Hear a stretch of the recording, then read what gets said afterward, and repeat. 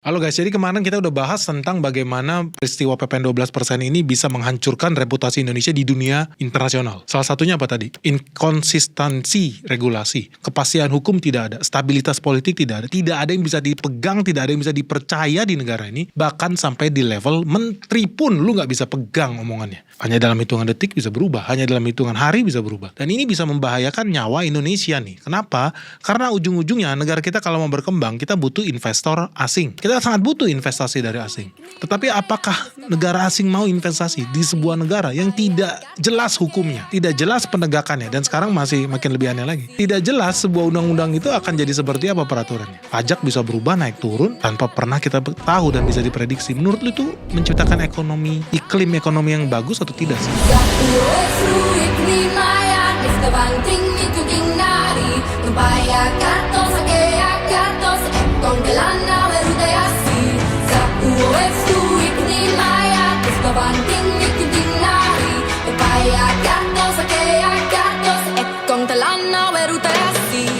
Nah teman-teman, sebelum gue bahas ke situ, gue mau bicara tentang kenaikan 12% yang kemudian di cancel ini. Kenapa ini berbahaya? Pertama ya, kalau naik 12%, gue yakin di tengah situasi ekonomi yang berat seperti ini, ya makin banyak orang akan kesulitan lah untuk belanja, orang makin susah hidupnya. Tapi di sisi lain, the way the government ya, bagaimana cara pemerintah mengelola informasi dan memanage nih ekspektasi, market ekspektasi manusia, itu ternyata masih kayak zaman bahula, sehingga kemudian harga-harga kemarin udah pada naik. So ketika kemudian PPN 12%-nya di cancel, nggak merubah apa-apa. Faktanya harga-harga tetap mahal. Nah, kenapa bisa begitu? Jadi gue bicara dengan beberapa teman kita yang bergerak di bidang retail. Ya Ben, lu bayangin gue nelfon nih. Lu gimana, harga lu udah lu turunin tuh. Si Prabowo bilang nggak jadi naik. Ben gini deh, kita ini udah bikin dari bulan Desember, kita punya 27.000 SKU. Item, produk yang kita jual. 27.000 SKU di bulan Desember, kita udah input database kita, harganya itu udah menggunakan sistem PPN 12%. Kita udah bikin, karena kita udah siap. Pajak itu kan makin kesini makin tough, makin keras tuh ke bawah. Ternyata kita udah siap-siap bikin itu, mau menyambut tahun 2025, kita udah mau jualan. Di tanggal 31 Desember, akhir tahun 2024, tiba-tiba berubah. Akibatnya apa? Lu bayangin Ben, ada 27.000 item yang kita harus rubah pricingnya. Ngeri gak? Akibatnya apa? Ya karyawan dia panggil semua datang ke kantor buat rubah itu semua. 27.000 item lu bayangin. Mereka harus balikin lagi. Dan yang lebih konyolnya lagi ya, nanti kalau lu lihat bagaimana PMK itu mengatur sistem perpajakan 12% naik tapi nggak naik. Kok bisa ya naik tapi nggak naik? Naik 12%, iya di peraturan bilang naik 12%. Tapi ada dasar pengenaan pajaknya. Itu lu bisa dapet korting 11/12. Intinya adalah lu bayarnya 11% alias nggak naik. Tapi mereka tetap bikin dengan bahasa 12% dikali 11/12. Lu bingung, nggak apa-apa. Memang itu membuktikan hukum peraturan di negara ini membingungkan. Nggak apa-apa, normal. Tapi yang gue mau bilang, yaitu usaha pemerintah lah supaya tetap tidak melanggar undang-undang, karena mereka diwajibkan kan untuk bikin jadi PPN 12%. Itu cara mereka biar gak melanggar undang-undang. Cuman itu menjelaskan bahwa betapa ribetnya birokrasi negara ini sehingga banyak mempersulit pengusaha-pengusaha yang ada. Jadi jangan heran juga ketika teman-teman lihat ke toko-toko, banyak perusahaan yang memang udah terlanjur input itu pakai metode pricing dengan PPN 12% dari berbulan-bulan lalu, mereka pun akhirnya jadi ogah. Ngapain gue repot-repot bolak-balik, ya udah biarin aja lah 12%. Ya udah. Gue dagang di toko itu bukan cuma satu barang bro, ribuan barang gitu. Lo mau suruh gue edit lagi satu-satu, sorry aja, ya udahlah naikin aja 12%. Nah itu akibatnya menciptakan kerugian bagi negara karena ternyata faktanya barang-barang pada naik dan negara tidak dapat penghasilan dari PPN itu. Tapi rakyat sudah bayar harga kemahalan, sadis. Ini makanya bahaya nih kalau level pemerintah itu pengelolaannya metode mahasiswa, sistem kebut semalam. Nah, lebih bahaya lagi buat investor. Kenapa? Karena ini mengerikan buat investor. Kalau gue menjadi investor, gue akan ketakutan. Karena tidak ada kestabilan dalam sistem regulasi di Indonesia ini. Dan ini dibuktikan. Di layar kaca, kamu lihat, dulu Nvidia ngomong dia mau investasi di Indonesia sampai miliaran, triliunan. Ujung-ujungnya apa faktanya? Bos Nvidia si Jensen Huang ini bukannya investasi di Indonesia, padahal dia udah ngopi-ngopi makan gultik bareng di Blok M. Ternyata dia datang ke sini cuma buat jalan-jalan hai-hai, ujung-ujungnya investasinya di Vietnam, nilainya 3 triliun. Kenapa dia akhirnya memutuskan investasi ke Vietnam?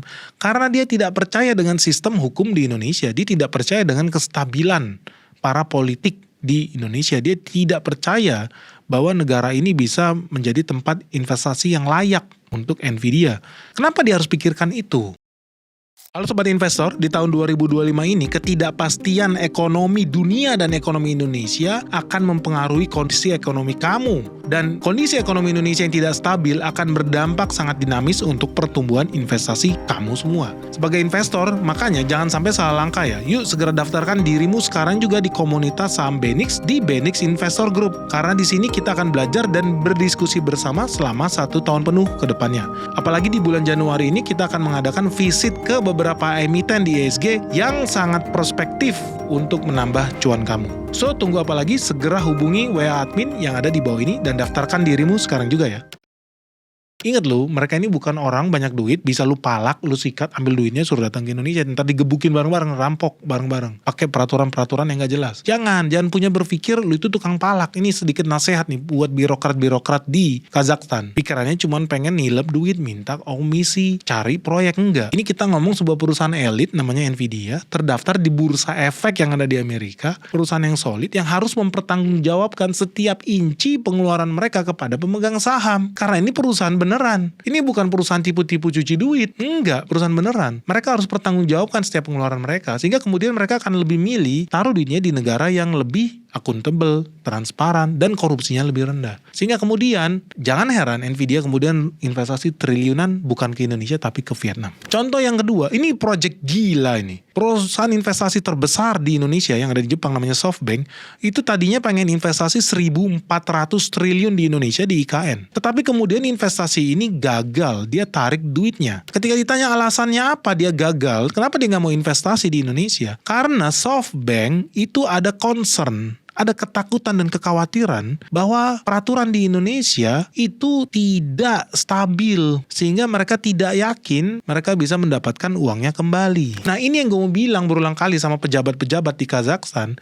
ketika orang bawa duit ke sini, lu jangan pikiran lu bisa dapat bagian, lu bisa rampok, itu enggak. Karena mereka punya tugas untuk memberikan return on investment. Lu bawa duit ke Indonesia, ditanya sama pemegang sahamnya, lu bawa duit berapa? 100 juta dolar. Oke, nanti bisa balik ke kita berapa? 10% Pak, 110 juta dolar. Itu yang akan tanya. Tapi gimana kalau dia bawa duit ke Indonesia? Tuh ditanya, bisa balik berapa? Nggak tahu Pak. Kenapa? Ya negaranya juga masih belum tahu tuh. Mereka jadi jalan nggak tuh IKN-nya? Kok mereka nggak tahu? Emang lu nggak ketemu presiden? Yang ketemu sih. Jadi jalan atau nggak jalan? Ya nggak tahu Pak. Kan bentar lagi pemilu. Presiden yang baru belum tentu juga mau jalanin. Loh, jadi bingung. Akibatnya apa? SoftBank Masayoshi Son mundur. 1.400 triliun hilang. Ngeri. Ini ngeri guys. Ini duit beneran. Ini bukan bulu ketek yang kita ngomongin. Kita ngomongin duit beneran. Investor yang ketakutan. Yang ketiga lu lihat di layar kaca. Ini salah satu yang menarik nih. Karena gue ikutin perkembangannya. Jadi tahun lalu di tahun 2023 ada perusahaan pertambangan yang terkenal dari Prancis namanya Eramet. Lalu ada perusahaan chemical, kimia dari Jerman yang lu udah tahu namanya BASF. BASF itu di era gue sih terkenal karena mereka bisa bikin kimia ya untuk pita kaset. Jadi kalau lu dengerin kaset zaman gue dulu masih dengerin pakai kaset, itu kasetnya pakai pita kalau mau dengerin lagu. Nah pitanya itu yang bikin perusahaan kimia terkenal namanya BASF. Kalau ya sekarang ya mereka udah banyak bikinnya, ada bikin senjata, ada bikin cat, ada bikin roket, bahan bakar roket dan lain sebagainya. Lem, itu semua BASF. Nah ini perusahaan kimia terkenal dari Jerman, perusahaan pertambangan terkenal dari Prancis yang mau investasi 42 triliun ke Indonesia. Tetapi ternyata belakangan hari mereka cancel. Kenapa mereka cancel? Karena ternyata ya Indonesia tidak layak investasi. Mereka takut taruh duitnya di Indonesia. Udah korupsinya banyak, palaknya banyak, retribusinya banyak. Peraturannya nggak jelas. Di depan ngomong A, belakang ngomong B. Besok ngomong C, beda 2 hari jadi D. Nah itulah realita dunia investasi di Indonesia. Dan salah satu yang paling fenomenal adalah ketika kemudian Elon Musk itu datang ke Indonesia. Orang-orang udah pada pede, wah SpaceX mau investasi ke Indonesia, Tesla mau investasi triliunan ke Indonesia, Starlink mau investasi ke Indonesia. Itu semua adalah perusahaan punyanya Elon Musk. Faktanya gimana? Faktanya, apakah mereka investasi ke Indonesia? Ternyata baru keluar pengumuman, SpaceX bukannya investasi ke Indonesia, mereka malah investasi 1,5 billion dollar ke Vietnam. Ternyata Vietnam jauh lebih terpercaya di mata investor asing. Negara komunis Vietnam lebih dipercaya dibanding negara demokratis Indonesia. Ternyata negara Vietnam korupsinya lebih rendah, palak-palaknya lebih rendah, biaya-biaya ilegal yang gak masuk akal lebih rendah. Dan ternyata regulatori dia, peraturan hukum mereka, undang-undang mereka, pejabat mereka lebih bisa dipegang omongannya dibandingkan di Indonesia. Yang pelin-pelan berubah enggak, jalan enggak, orang udah pada pusing di bawah. Jadi dari sini teman-teman bisa lihat ya betapa pentingnya peristiwa PPN 12% itu, either dia jadi dilaksanakan atau tidak jadi dilaksanakan, ternyata ada konsekuensinya. Tapi konsekuensi yang paling mengerikan adalah ketika mereka tidak lakukan itu secara layak, secara proper, secara good governance yang transparan lah, accountable lah. Akibatnya apa? Semua sekarang jadi liar, semua jadi bola liar, rakyat punya pemikiran sendiri, investor punya pemikiran sendiri, pejabat nggak mau tahu lah. Negara ini mau rugi, mau untung, mereka tetap dapat gaji, tetap dapat fasilitas negara, tetap dapat mobil dinas, tetap dapat pengawalan, mereka tetap ongkang-ongkang kaki dapat duit pajak dari lu toh. Dan ini yang gue mau bilang, banyak orang yang ditipu di luar sana mungkin karena bodoh dan gak paham, mereka seneng banget PPN 12% tuh cancel, gak jadi, padahal faktanya harga-harga udah pada naik. Oke, that's one thing. Tapi ada satu hal yang gue mau bahas, teman-teman harus pikir kenapa PPN 12% itu pengen diadakan di zaman itu sama negara. Karena negara udah bikin rencana di tahun 2025 negara ini bakal tekor berapa. Ini gue gak bercanda, ini gue jujur. Mereka udah bikin rencana tahun 2025 negara Indonesia bakal tekor 616 triliun. Maksudnya apa? Ini gue gambarin sama lu di layar kaca. Tahun 2025 negara kita akan belanja senilai 3.600 triliun. Dan sudah diprediksi pendapatan negara 2025 hanya 2.996 triliun. Yang artinya negara kita di tahun 2025 akan minus 600 triliun. Nah dari sini teman-teman, lu udah lihat bahwa kenapa PPN 12% itu harus dijalankan? Karena negara dalam kondisi tambal sulam. Mereka belanjanya 3.600 triliun. Padahal penghasilannya cuma 2.900 triliun. Kalau lu ikut pelajaran ekonomi pas di bangku SD, ada guru sekolah gue yang bilang, "Hai kalian murid-muridku yang kelas 3 SD, jangan pernah lebih besar pasak daripada tiang. Kalau penghasilan lu cuma 2 juta, berusahalah pengeluaran lu di bawah 2 juta. Level anak SD aja tahu, sekarang kita ngomong level negara. Penghasilan cuma 2,9 triliun, tapi belanjanya 3,6 triliun. Minus 600 triliun. Lebih besar pasak daripada tiang. Ternyata setelah gue pikir-pikir lebih pinter guru SD gue ya dibanding pengelolaan negara ini ya. Apakah seperti itu? Tapi satu yang lebih penting dan menjadi bahasan kita kali ini adalah PPN 12% harus naik karena negara butuh dana untuk nambal minus 600 triliun itu. Sekarang PPN-nya batal naik guys. Oh Pak Benny gak batal kok, buktinya tetap berlaku 12% buat barang mewah apa? Pesawat jet, yacht. Berapa banyak sih orang yang belanja pesawat jet di Indonesia, yang belanja yacht sekecil, gak bakal cukup itu buat nambal 600 triliun. Gak bakal cukup. Kalau lu lihat struktur dari pendapatan negara kita, paling besarnya dari income tax. Kedua baru dari VAT. Nah apa yang gue mau bilang adalah, duit 600 triliun itu, tadinya harapannya ya bisa ditambal sulam lah sebagian dari VAT 12% ini. PPN 12%. Tapi sekarang udah hilang guys. Nah ini yang menarik. Negara sudah mencanangkan bahwa kita bakal lebih besar daripada tiang, lebih besar pasak daripada tiang di tahun 2025. Negara kita bakal minus 600 triliun di 2025. Nah ini pertanyaan buat kalian. Ini seru nih. Kalau sudah pasti kita tidak bisa berharap kepada PPN 12%. Berarti kita harus cari sumber lain dong untuk tambal sulam 600 triliun ini. Pertanyaannya tambal dari mana? 600 triliun.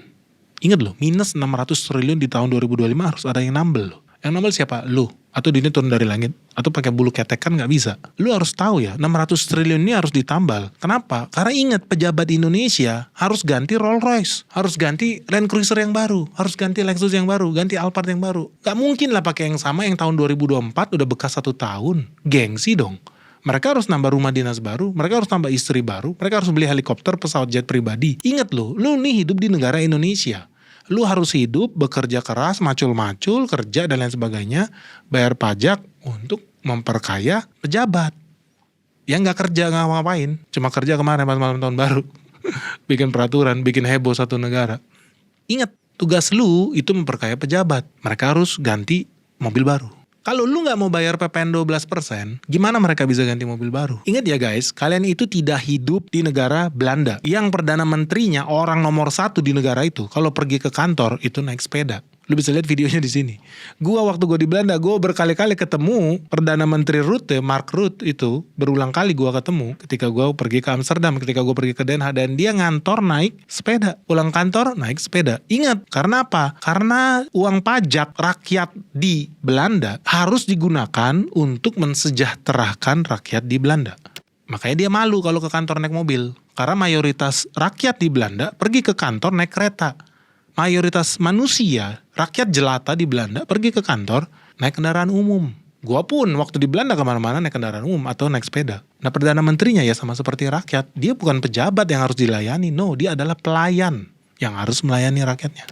Lebih ekstrim lagi, lu kalau lihat orang nomor 1 di Singapura, dia pergi kemana-mana seperti di video ini lu bisa lihat. Dia naik pesawat biasa, lu lihat. Ini negara yang sangat kaya raya. Perdana Menterinya pergi melakukan kunjungan kenegaraan dari Laos ke Singapura. Ingin ya hubungan bilateral di negara nih. Dia nggak pakai pesawat jet pribadi seperti orang Indonesia, bahkan anak-anak pejabat di Indonesia. Karena mereka kan nggak pakai duit mereka kan, pakai duit pajak rakyat kan. Mereka pejabat Indonesia nggak mikir sampai ke situ. Tapi Perdana Menteri Singapura, orang nomor 1 di Singapura, melakukan kunjungan kenegaraan, nggak mau pakai pesawat jet pribadi. Buang-buang duit rakyat dong. Jadi dia pakai pesawat terbang murah, low cost carrier, Citylink atau AirAsia-nya atau Lion Air-nya di Singapura yang namanya Scoot. Itu produk murahnya dari Singapore Airlines. Dan dia duduk sampai direkamin tuh sama orang-orang yang naik pesawat itu, penumpang biasa aja sampai kaget, ketemu Perdana Menteri. Which is yang gue rasakan ketika gue pergi ke negara Eropa, ke Swedia, ke Skandinavia, ke Jerman. Gue kaget naik kereta di bawah tanah, duduk-duduk. Sebelah gue ketemu anggota DPR Jerman. Kemana-mana naik angkot. Realita. Sadar diri, kita ini pelayan rakyat. Gue tanya sama dia, lu gak malu apa pejabat kok kemana-mana naik angkot? Enggak Ben, memang gaji gue cukup buat ini, gue gak cukup buat naik yang lain. Ya gue cukupkan dengan apa yang gue punya. Dia tidak ada pemikiran sedikit pun untuk korupsi ya. Luar biasa ya. Tetapi di Indonesia, ingat ya, kita minus 600 triliun dan Indonesia itu korupsinya gede ya. Masih banyak kebocoran di mana-mana loh Indonesia. Ternyata ya ujung-ujungnya buat memperkaya pejabat. Dan itu faktanya di Indonesia. Dan kita harus siap-siap, teman-teman harus siap-siap. Jangan seneng PPN 12% itu di cancel. Karena 600 triliun itu harus dicari tambal sulamnya dari mana. Dan ini pertanyaan buat kamu. Sebelum kita nyambung ke part 3 nih. Pertanyaan gue adalah, kebutuhan 600 triliun itu bisa disedot dari mana ya? Coba dijawab dong di bawah ini. Udah gak bisa sedot tuh dari PPN 12%. Jadi sedotnya dari mana? Ingat ya, kita ada di negara Kazakhstan. Fungsi lu adalah memperkaya pejabat-pejabat korup itu. Pertanyaan gue simple, 600 triliun itu isinya dari mana? Kan lu investor. Coba bikin jawaban yang bagus. Dan berpikir secara masuk akal, kenapa PPN 12% ini akan menghancurkan investasimu dan akan menghancurkan perekonomian Indonesia ketika dia dibatalkan. Kok bisa ya? So kalau kamu penasaran, kita akan bikin part 3-nya. Apa sih sektor-sektor yang dirugikan karena PPN 12% ini di cancel? Dan kenapa gue sangat yakin itu bisa menghancurkan perekonomian Indonesia? Ingat loh, 600 triliun itu bukan bulu ketek, itu duit. Harus ada yang disedot supaya pejabat di Indonesia bisa ganti istri baru, bisa ganti mobil baru. Sumbernya dari mana ya? Tulis dong di kolom komentar di bawah ini. Kalau kamu setuju, kita bikin part 3-nya. Semoga video ini bermanfaat. Salam sehat, salam cuan. Bye-bye.